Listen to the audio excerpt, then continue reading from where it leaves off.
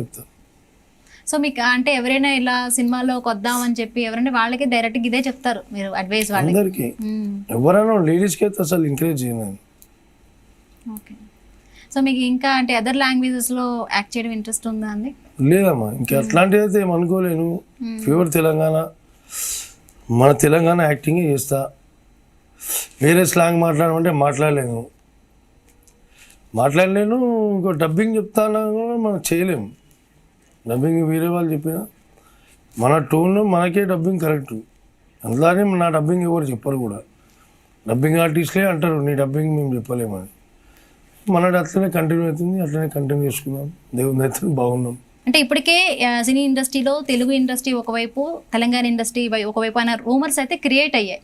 So ఒకవేళ అలాంటి situation వస్తే మా భవిష్యత్తులో అంటే ఇలాంటి క్యారెక్టర్ వచ్చే అవకాశం తగ్గిపోతుంది అంటారు కదా?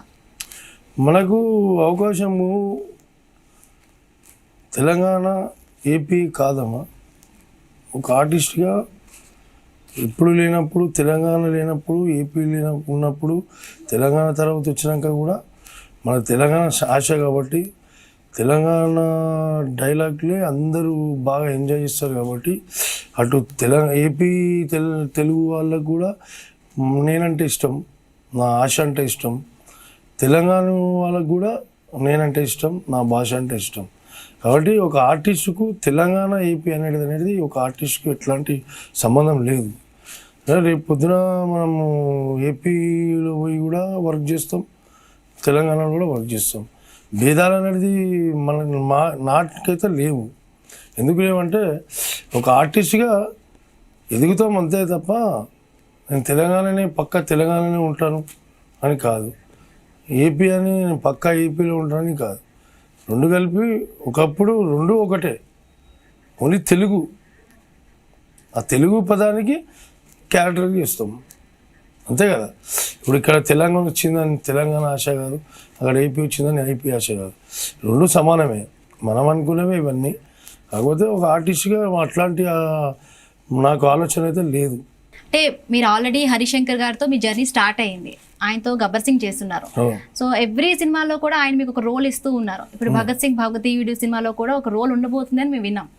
సో అందులో మీ రోల్ ఏంటి ఇంకా తెలియదు. సినిమా ఇంకా స్టార్ట్ కాదు, రోల్ అయితే ఉంటుంది. ఎందుకంటే హరీష్ అన్న ఇప్పుడు వినాయక్ గారు ఎట్లనో హరీష్ అన్న కూడా అంతే. ఆయన గాడ్ ఫాదరే, ఈయన కూడా. ఆయన ఫస్ట్ సినిమా నుంచి నేను చేయడం జరుగుతుంది. హరీష్ అన్నది ఫస్ట్ సినిమా షాక్ సినిమా చేసినాను, మంచి క్యారెక్టర్. అందులో ఎడిటింగ్లో తీసేసారు. తర్వాత కట్ చేస్తే మిరపకాయ, అది కూడా మంచి క్యారెక్టర్ చేశాను. హరీష్ అన్న దాదాపు ఇప్పటివరకైతే ఒక డీజే కూడా చేయలేదు. ఇంకోటి రామయ్య ఉత్సవం రెండు సినిమాలు లేదు అంతే. ఆ సినిమాలకు కూడా డేట్లు వచ్చాయి కానీ వేరే సినిమాల సందర్భం వల్ల చేయలేకపోయినా. తర్వాత మళ్ళీ సుబ్రహ్మణ్యం పరిచయం లాస్ట్లో. ఇక మొన్న ఏదో సినిమా అనుకున్నారు పవన్ సార్ది, ఇంకా అది కరెక్ట్ తెలియదు. హరీష్ అన్న సినిమా చేస్తే మాత్రం కంపల్సరీ చేయడం జరుగుతుంది. అంటే మీకు ఎక్కువగా మాట్లాడుకుంటే అంటే నార్మల్గా మీకు హరిశంకర్ గారు అంటే ఇష్టం అని చెప్తారా, లేకపోతే వినాయక్ గారు అంటే ఇష్టం ఏం చెప్తారు? ఎంత ఎవరున్నా కూడా వినాయక్ తర్వాతనే అంతే అంటారా? సో చెప్పాలంటే వినాయక్ గారి గురించి ఏం చెప్తారు, హరిశంకర్ గారి గురించి ఏం చెప్తారు? వినాయక్ గారు అయితే నా గాడ్ ఫాదర్. ఈ రోజు ఇండస్ట్రీలో నిలబడిపోయినంటే కారణమైన నాకు ఇండస్ట్రీ తొలగొచ్చింది మా అన్న శ్రీహరి అన్న, నిలబెట్టింది వినాయక్ గారు. ఆ వినాయక్ గారితో హరీష్ అన్న కూడా సేమ్ అట్లాగే వినాయక్ గారు ఎంత నేనంటే ఇష్టపడతాడో హరీష్ అన్న కూడా అంతే ఇష్టపడతాడు. ఆయన సినిమాలు కూడా కంపల్సరీ చేయడం జరుగుతుంది, ఈయన సినిమాలు కూడా కంపల్సరీ చేయడం జరుగుతుంది. ప్రతి ఒక్క డైరెక్టర్ సినిమా అయితే కంపల్సరీ చేయడం జరుగుతుంది. కాబట్టి ప్రత్యేకంగా వీళ్ళు ఎన్నుకుంటారు నన్ను, మా ఫిష్ వెంకట్ మా సినిమాలు ఉంటే బాగుంటుంది అని. చాలామంది డైరెక్టర్లు ఎన్నుకుంటారు. కాకపోతే వాళ్ళ క్యారెక్టర్ని బట్టి వీళ్ళు సినిమా తీస్తే కంపల్సరీ నా పేరంటూ ఒకటి రాసుకుంటారు అన్నమాట. వినాయక్ గారు కానీ హరీష్ అన్న కానీ చాలామంది పేరున డైరెక్టర్లు అయితే చెప్పలేము, అందరూ కూడా. సినిమాల్లో వచ్చిన కొత్తల్లో ఫిష్ వెంకట్ గారి రెమ్యునరేషన్ ఎంత, ఇప్పుడు సినిమాలకి ఎంత తీసుకుంటున్నారు? రెమ్యునరేషన్ అనేది అదే ఉంది ఇండస్ట్రీలో, చెప్పుకుంటారా? లేదా చెప్పడం అని కాదు. నేను మామూలుగా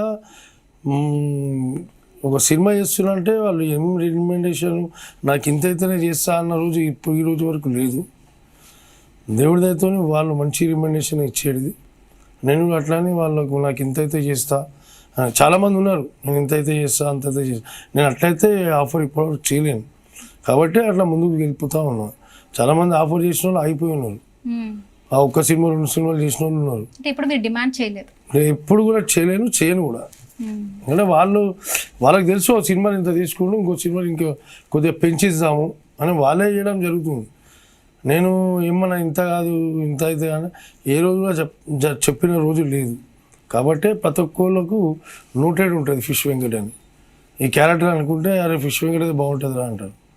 వేరే వాళ్ళ గురించి అనుకున్న క్యారెక్టర్స్ అనుకున్నా కానీ కూడా వాళ్ళ కొంచెం ఇదే విషయంలో కొంచెం తేడా అయితే ఫిష్ వెంకట్ అయితే బాగుంటుంది అనుకున్న సందర్భాలు జరిగింది. ఇప్పుడు గాడ్ ఫాదర్ అని మీరు చెప్తున్నారు వినాయక్ గారి గురించి. సో ఆయనే మీ గాడ్ ఫాదర్ అని చెప్పుకొస్తూ ఉన్నారు మొదటి నుంచి కూడా. సో ఆయనవి ఇప్పుడు 2 సినిమాలు కొత్తగా రాబోతున్నాయి. ఛత్రపతి 2 ఒకటి రాబోతుంది, ఇంకొక సినిమా కూడా ప్రాజెక్ట్స్ రెడీగా ఉంది. సో అందులో మీకు ఏమైనా క్యారెక్టర్ ఉందా? ఛత్రపతి 2లో ఛత్రపతి హిందీలో జరుగుతుంది, తెలుగు ఛత్రపతి కాదు. కాకపోతే ఆ సినిమా హీరో వచ్చి బెల్లంకొండ సీను. అది నేను కూడా పోవడం జరిగింది, పిలవడం, ఓపెనింగ్కి పోయాను, కలిసాను, మాట్లాడా, చేద్దామని అన్నాడు. కాకపోతే ప్రస్తుతానికైతే ఒక హీరోనే చేస్తున్నాడు, మిగతా ఆర్టిస్టులు ఎవరు లేరు అందులో. ఇక ఆపర్చునిటీ వస్తుందా రాదా కూడా తెలియదు. ఆల్రెడీ ఆల్మోస్ట్ 75% అయిపోయిందండి సినిమా, ఇంకో 10-20% ఉండొచ్చు. ఇక అన్న పిలవలేడు, అంటే నా క్యారెక్టర్ లేదు కాబట్టి పిలవలేడు. ఉంటే మాత్రం డెఫినెట్గా ఫస్ట్ కాల్ వస్తుంది నాకు 100%గా. ఎందుకంటే ఆయన సినిమా స్టార్ట్ అయిందంటే నేనే కొన్ని సినిమాలు వదులుకోవాల్సి వస్తుంది. ఎందుకు వదులుకోవాల్సి వస్తుంది అంటే అక్కడ నుంచి డేట్లు రావు, ఎప్పుడో పిలుస్తారు, టక్మాన్ ఫోన్ వస్తుంది, వెళ్ళిపోవాలి. వేరే సినిమాలు చేయను ఆయన సినిమా స్టార్ట్ అయితే. Okay madam, thank you so much అండి ఫిష్ వెంకట్ గారు. స్టూడియోకి వచ్చి మీకున్న ఎక్స్పీరియన్సెస్, మీరు సినిమా ఇండస్ట్రీలో మీకున్న ఎక్స్పీరియన్సెస్ అన్ని మాతో పంచుకున్నందుకు థ్యాంక్ యూ సో మచ్ అండి. భవిష్యత్తులో కూడా మీరు మంచి ప్రాజెక్ట్స్ చేయాలి, ఇంకా మంచి మంచి గుర్తింపు రావాలి, మేము డెఫినెట్గా కోరుకుంటున్నాం. థ్యాంక్ యూ సో మచ్ అండి. థ్యాంక్ యూ అమ్మా, థ్యాంక్ యూ. సో చూసారు కదా, ఇది ఇవాళ special chit chat with fish Venkat గారు. మరొక గెస్ట్తో మళ్ళీ కలుద్దాం. నమస్తే.